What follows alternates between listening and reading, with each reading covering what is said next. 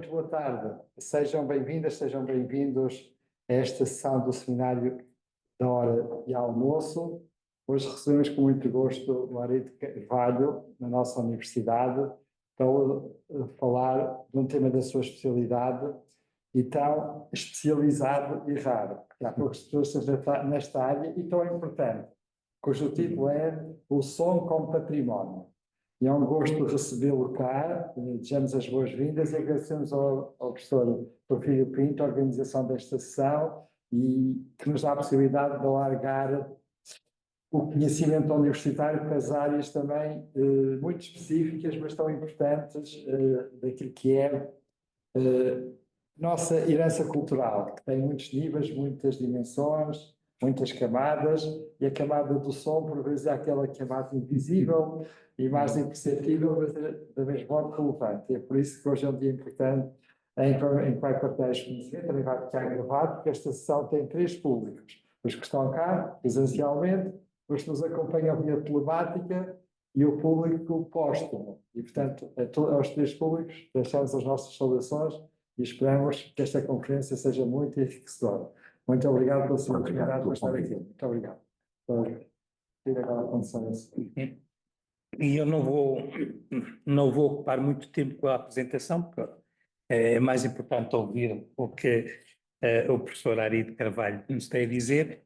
Ele é um profissional multifacetado nas áreas do som, imagem e realização, com uma carreira de mais de 3 décadas que abrange televisão, documentário, investigação e ensino. É conhecido particularmente pelo seu trabalho na RTP e também, ultimamente, pela ligação ao Instituto Terra e Memória, onde desenvolve uma investigação sobre o impacto do som no comportamento humano, património sonoro e arqueoacústica em colaboração com os professores Fernando Coimbra e Jorge Nas. Muito rapidamente, do seu trabalho na RTP, destaca-se a implementação da nova identidade sonora da RTP2 e a colaboração em diversos projetos, como A Estranha Forma de Vida, uma história da música popular portuguesa, Poplusa, Os Anos Lusos, O Lugar da História no Rastro de Boés. Ultimamente, na investigação, como investigador no Instituto Terra e Memória, dedica-se ao estudo do som como património cultural e à arqueoacústica. Nesse âmbito, desenvolveu um projeto académico intitulado Implementação de uma Identidade Sonora de Televisão, o caso da nova identidade sonora da RTP2.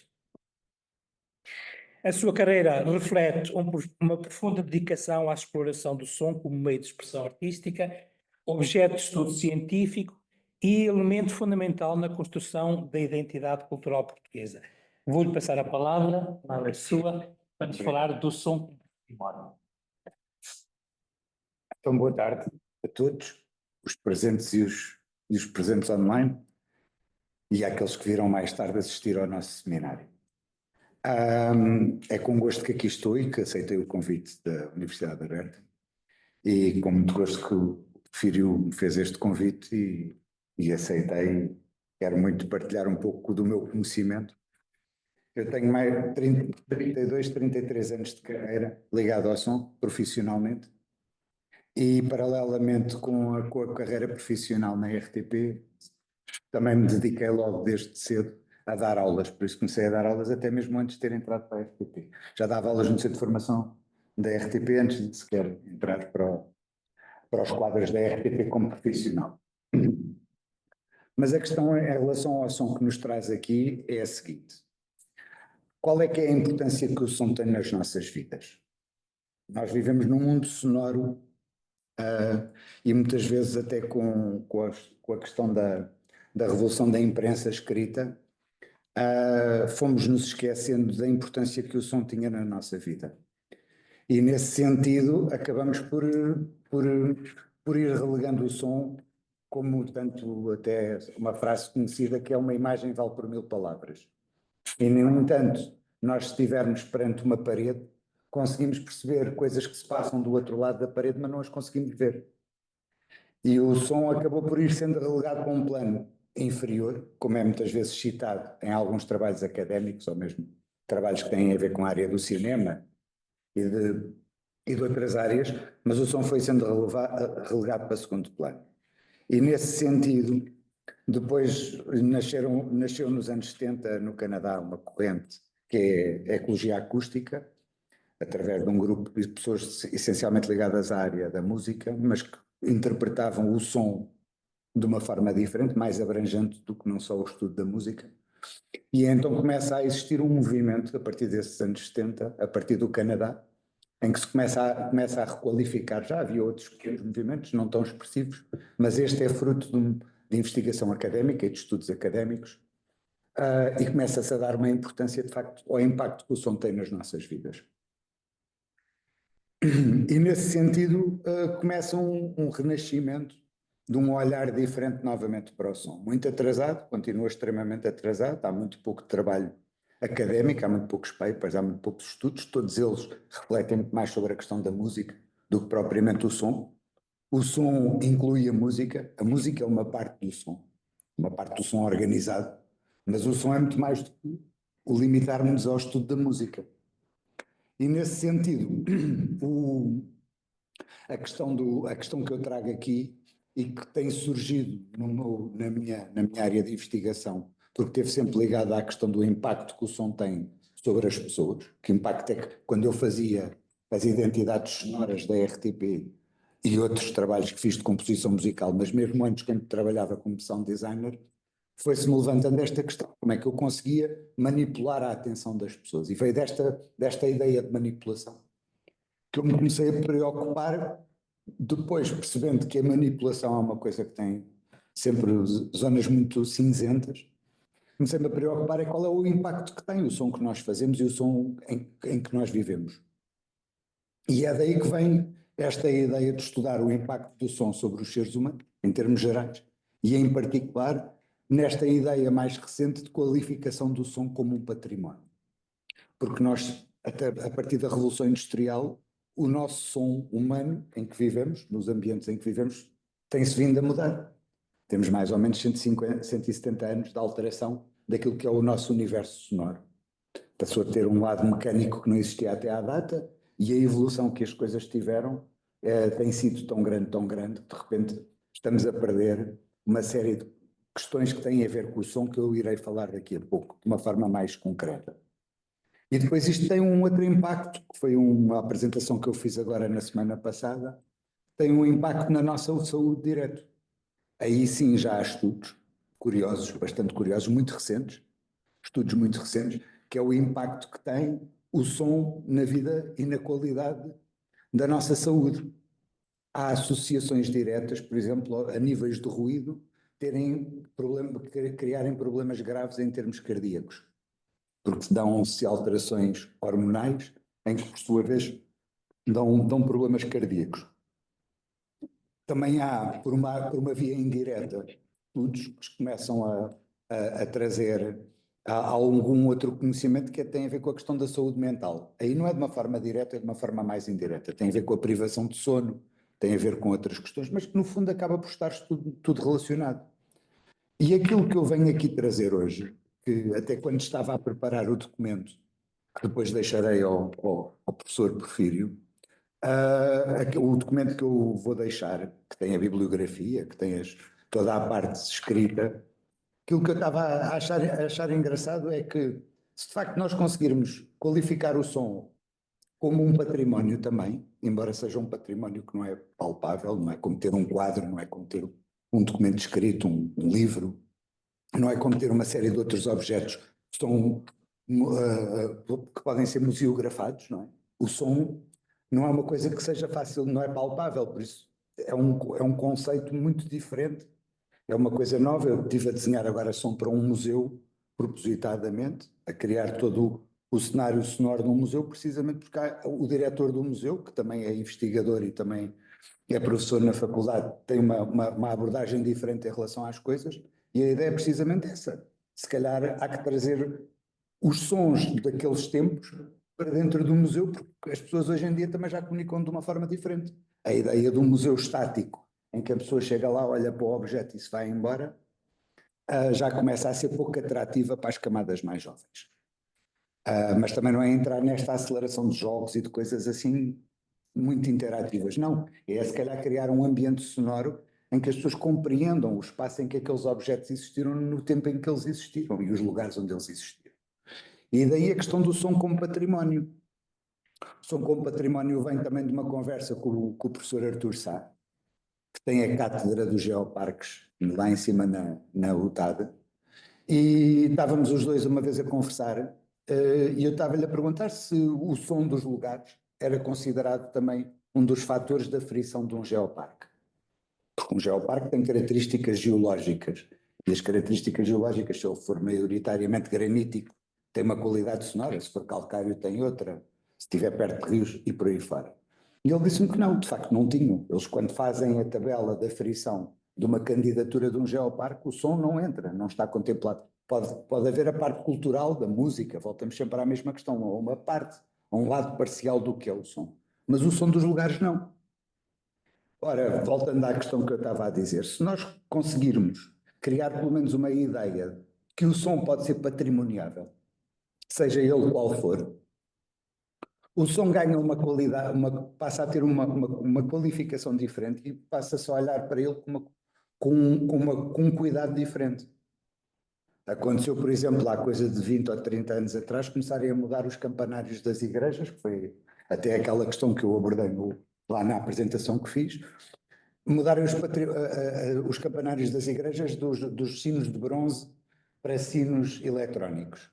De repente perde-se um património inteiro de uma memória coletiva e de uma forma de comunicar as horas e de comunicar até outro tipo de eventos, de maior perigosidade, um incêndio, uma situação qualquer, e de repente temos cornetas com um som normalmente de muito má qualidade, a tocar músicas insuportáveis o dia inteiro, entre as quais uma que eu conheço que passa o tempo a tocar o Ave Maria do Terço de Fátima, ali numa igreja ao perto de Constância, que é em Montalvo.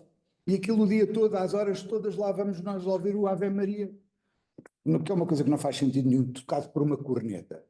Ora, se nós qualificarmos o som como um património, se começarmos a ter essa ideia como um fator que caracteriza os lugares, que caracteriza os espaços, que caracteriza também a vida humana das pessoas, se calhar passamos a criar, não digo legislação, porque não acho que tudo tenha que ser legislável, mas se calhar passa a haver também uma atenção e um cuidado diferente pelos próprios, em que passam a olhar para aquele património daquele som que eles têm e que é deles, e que historicamente pertence àquele lugar, e então sim, isto é uma coisa muito importante, então vamos preservá-la. E eu acho que é através da consciência coletiva que podemos chegar a algum sítio novo nesta questão do som e da importância que ele tem, de facto, nas nossas vidas. E agora, entrando mesmo na parte mesmo mais dita da apresentação do seminário, a questão é, nós lidamos com o som ainda sequer antes de nascermos. Mais ou menos a partir das 19 semanas de gestação, no útero, os bebés começam a ter reações a determinados estímulos sonoros. Percebe-se, isso já está estudado, sabe-se que será mais ou menos aproximadamente nesse período de tempo em que os bebés começam a ter as primeiras reações a estímulos sonoros. A gama de frequências muito, muito estreitas, o organismo ainda não está totalmente desenvolvido, mas o que é curioso é que ouvimos muito antes sequer de nascermos, e mesmo depois de nascermos, até termos a visão completamente formada, ainda se passa algum tempo. Por isso, aqui a audição, no fundo, é uma das realidades, porque a audição não está para lá da distância até do toque. Não é? O toque numa mãe e o cheiro têm a ver com uma certa proximidade. A audição não, a audição pode vir quase até da outra divisão. O bebê consegue ouvir a voz da mãe ou de um pai que está numa divisão ao lado e a perceber-se que aquelas pessoas ali estão. Não lhes consegue tocar, cheirar possivelmente também não, mas ouvir ouve.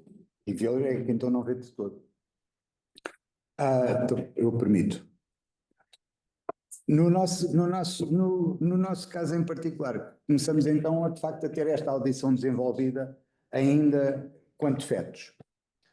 Depois chegamos ao mundo e vamos recuar na história alguns milhares de anos. o ser humano, quando começou a desenvolver as suas capacidades, tal como os outros animais que existem, comunicam através também do som. E o próprio ser humano fez o mesmo. Primeiro usando o seu próprio corpo e as cordas vocais, nas comunicações básicas, depois começou a ritualizar estas coisas, depois terá começado a usar os objetos que encontrava na natureza, para também usando-os de forma a produzir som, com certeza que com os paus a bater noutros troncos de árvore, por exemplo, para chamar a atenção de perigos que viessem lá. Até porque, imaginando que há uns milhões de anos atrás isto ainda estava forrado de árvores e a paisagem era bastante diferente daquela que nós temos hoje, se calhar era mais fácil comunicar através do som do que da imagem. Não? Há barreiras visuais que não permitiam que eles comunicassem visualmente com pessoas que estavam a 1 quilómetro ou a 2 quilómetros e com o som podiam.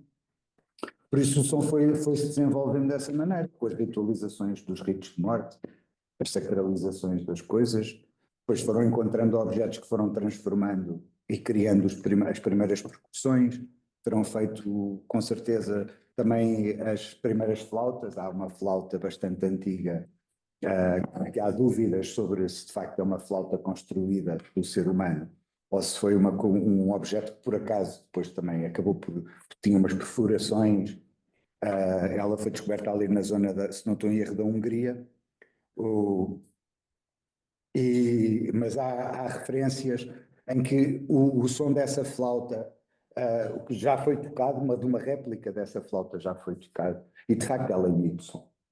E o que é curioso é que eu, quando estava a pensar em desenhar o som deste museu, que é um museu de arte pré-histórica, e que o logótipo do museu é um veado, eu fui buscar o som de um bramido do veado e depois estava a trabalhar o som desta flauta e reparei que o som do bramido do veado e o som da flauta são idênticos. Se eu não visse que tinha misturado os dois, eu teria dificuldade a identificar a transição de um para o outro e tenho o ouvido treinado. E isso despertou-me também uma certa curiosidade, de facto, se aquilo que os primeiros humanos terão feito não foi reproduzir os sons que ouviam na própria natureza que os rodeavam. Quando começaram a ter um som organizado, não é? Através destas ritualizações, se isto também não seria uma forma de espelharem esse som que ouviam e no qual estavam imersos e envolvidos. E daí eu chamar que, de facto, na realidade, nós temos mesmo quando fazemos música, quando compomos música, não fazemos mais do que reproduzir a sinfonia do mundo, que ela já cá existe, já cá está. E ao longo de milhares de anos temos vindo a construir e a evoluir a música tem evoluído, mas acaba sempre por, de alguma forma, em obras ao longo da história, vai sempre repetindo aquilo que a natureza também já lá tem. Há imensos compositores que foram sempre compondo em torno de narrativas, mais na área do século do romantismo. Há muitas coisas no romantismo que fazem esse trabalho, mas já existe anteriormente a mesma coisa. E isto, na realidade, a questão, estamos aqui mais na área da música, mas fugindo da área da música e entrando na área do som propriamente dito, o som é uma coisa que de facto nos acompanha no dia a dia. Centrámos-nos mais nos últimos anos na utilização do som como um segundo suporte. A imagem tornou-se a parte mais forte na nossa realidade e na nossa existência. E isso pode-se ver tanto na televisão, como em cinema, como a expressão que a rádio está a ter é cada vez menor. A questão, por exemplo, propriamente dita da utilização do som, por exemplo, hoje em dia vão reparar que até os programas de rádio têm pessoas que querem aparecer, têm câmaras nos estúdios de rádio. Isso há de facto uma preponderância sobre a imagem bastante grande.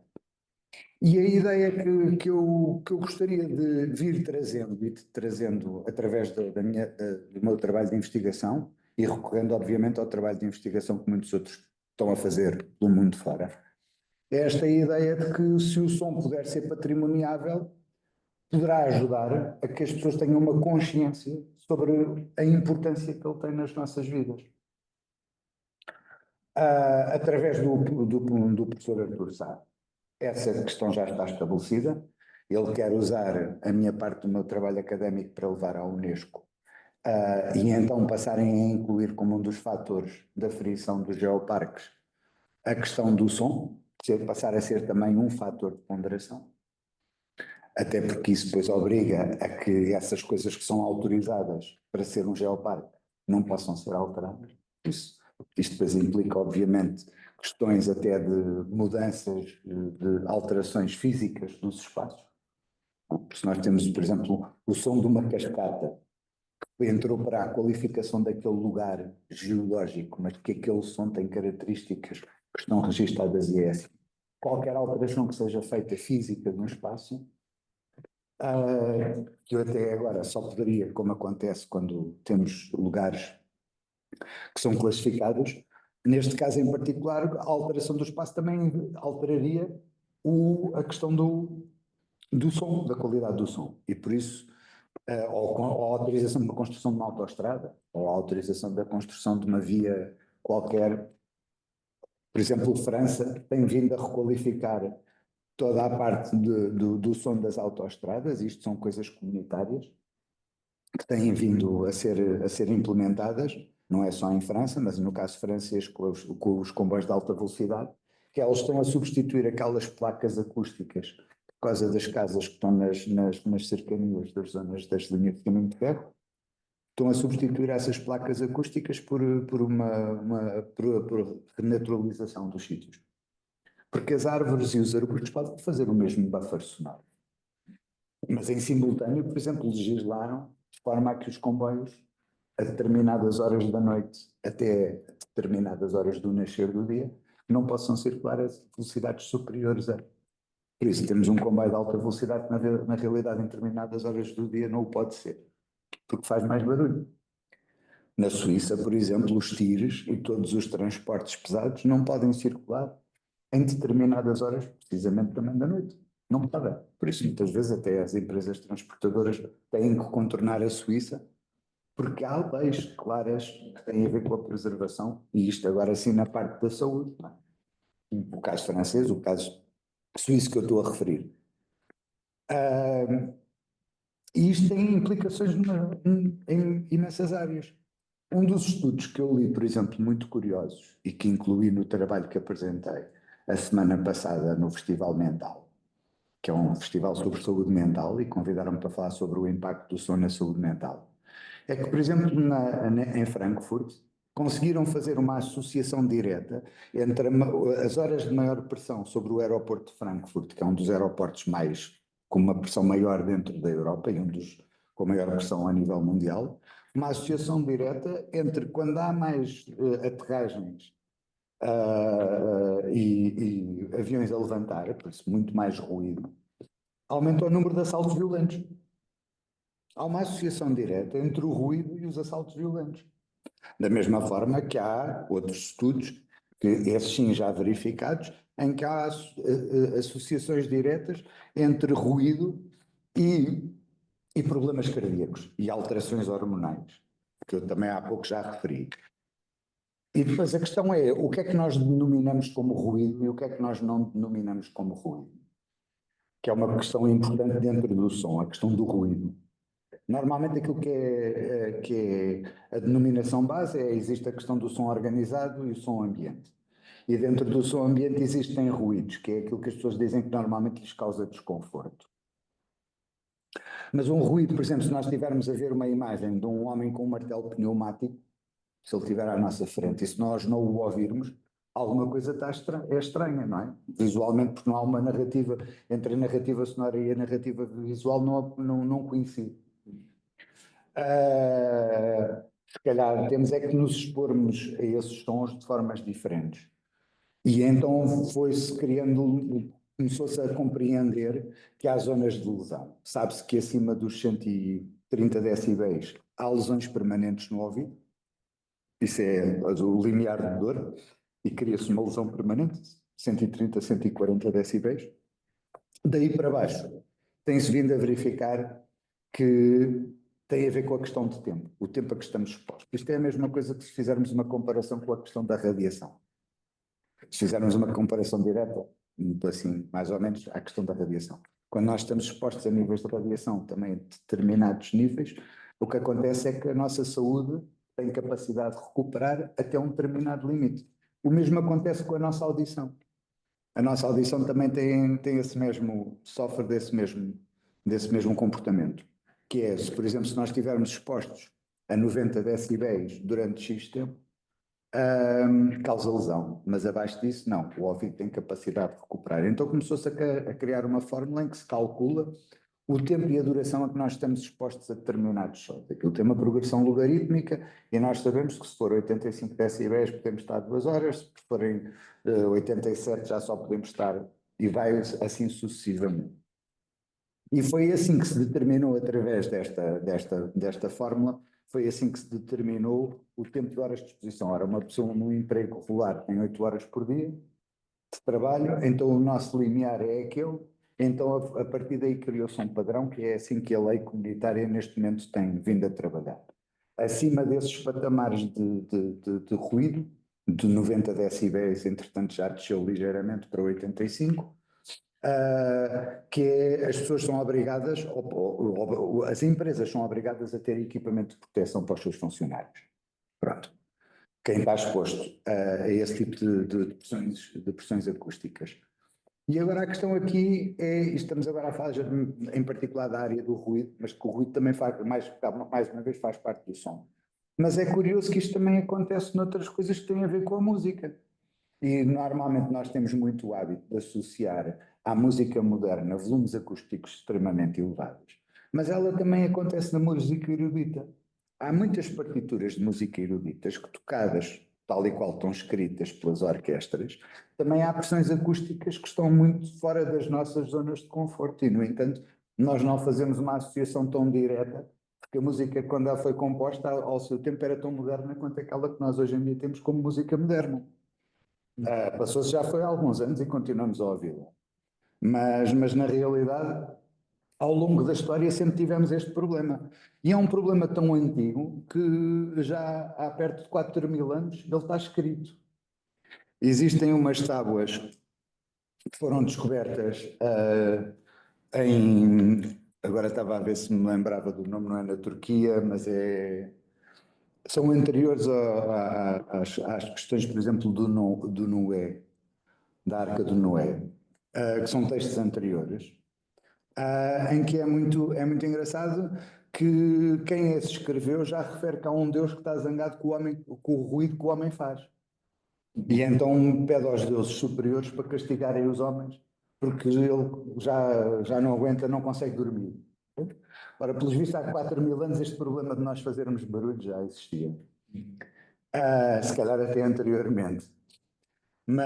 E as coisas têm-se vindo a agravar. O nível de ruído a que nós estamos expostos é muito elevado. Nas cidades. E não só. Neste momento na província isso também já começa a acontecer. Nós hoje em dia não há um lugar onde consigamos muitas vezes ouvir o som do próprio lugar. Começam a ser cada vez mais raros esses lugares. Nós vamos à praia e temos aparelhagens sonoras nos bares a tocar, o que nos impede de ouvir o mar. Chegamos a um café mesmo na província e temos os televisores ligados, muitas vezes para nada. Ninguém está a olhar para o televisor, nem se vai para o café normalmente a ver televisão. E por isso nós estamos permanentemente num estado de stress auditivo bastante grande. Há um processo que o ser humano tem, ao contrário dos microfones, e quem percebe um pouco desta área sabe essa distinção, quem não sabe fica a aprender, que é uma coisa que se chama o efeito festa cocktail. O efeito festa cocktail é a pessoa conseguir estar, mesmo que seja numa discoteca, com um volume de som estridente, e no entanto eu posso estar a conversar contigo ou com qualquer pessoa e conseguimos estabelecer um diálogo. Embora o nosso diálogo tenha um volume sonoro muito inferior ao som que nós estamos a ser expostos. Mas isso tem a ver com a nossa capacidade, do nosso cérebro filtra e presta atenção àquilo que quer. Só que isso causa um esforço muito grande. O nosso cérebro tem esforço para fazer isso. E na realidade aquilo que faz com que nós hoje em dia, a vida que temos, com todos estes ruídos que estão permanentemente à nossa volta, é os telemóveis em alta voz, é estarmos a ouvir conversas de pessoas que não nos interessam nada, mas os outros obrigam-nos a ouvir essas conversas, é os sons nas lojas onde vamos comprar roupa, que as senhoras insistem em que tem, as senhoras e os donos delas insistem em que tem que ter música. É os cafés com os televisores ligados, é os bares na praia, em qualquer sítio onde nós entremos. Há a música em quase todos os lugares, música ou um ruído de fundo em todos os lugares. E as máquinas do café, a moer o café permanentemente, que hoje em dia as pessoas esquecem-se de ligar e desligar, e então cada vez que tiram um café lá vai moer mais um bocado de café para manter o nível. E todos estes ruídos permanentemente que nós estamos sujeitos ao longo do dia causam-nos um stress enorme, por isso as pessoas andam mais irritadas, descansam menos. Durante a noite nós não damos por ela, há imensas frequências graves que povoam o nosso sono. Quem vive essencialmente nas cidades sofre muito disso, porque tem a ver com as bombas que fazem toda a pressão da água chegar aos andares superiores e que estão permanentemente a funcionar. Essas bombas têm frequências da própria bombagem, do seu funcionamento, e que através da água, na água, um meio como a água, propaga o som muito mais longe do que o meio do ar. Por isso, nós estamos permanentemente sujeitos a isso, mais toda a estrutura dos edifícios que também vibra com essas bombas a fazerem pressão, para além das tubagens. Por isso nós não temos uma consciência, mas nós estamos permanentemente num stress auditivo. E esse stress auditivo causa-nos cansaço. O cansaço vai-nos causar, obviamente, doenças associadas ou diretas, no caso das cardíacas mais diretas, pelo menos os estudos já indicam isso. No caso das psicológicas, ainda não há estudos que sejam conclusivos, mas sabe-se que contaminação sim, a falta de sono, a privação de sono e uma série de coisas. E agora voltamos a esta questão, se nós conseguíssemos criar pelo menos uma consciência nas pessoas da importância que o som tem nas nossas vidas, se as pessoas voltarem a olhar da mesma forma que se calhar estão a redescobrir o prazer de olhar para o céu, para ver uma noite estrelada, e já há câmaras e já há lugares que começam a ter o cuidado de pôr luzes públicas que protejam a luz que vai para cima, que não interessa para ninguém, e apontem só as luzes para baixo, e isso permite com que nós possamos ter não uma noite completamente isenta de luz, mas pelo menos mais obscurecida naquilo que basta, olhamos para cima e conseguimos ver o céu.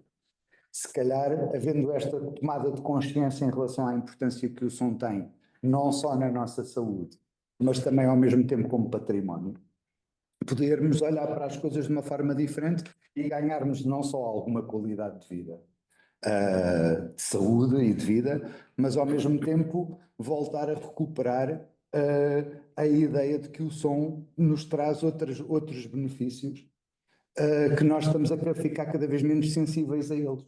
Ao estarmos expostos a estes níveis de ruído permanente, obrigando o nosso cérebro a estar neste stress constante, mas também, por outro lado, vamos perdendo esta capacidade de acuidade auditiva. E é isso que eu apelo e é isso que eu tenho tentado fazer através deste trabalho, destas publicações e destas apresentações, e do meu estudo é um bocadinho isto, é voltar a trazer à consciência das pessoas a importância que o som tem, e sendo ele um património, melhor ainda, porque a consciência de que um objeto patrimoniável tem, acho que amplifica a consciência daquilo que é, de quão importante o som é na nossa vida. Muito obrigado.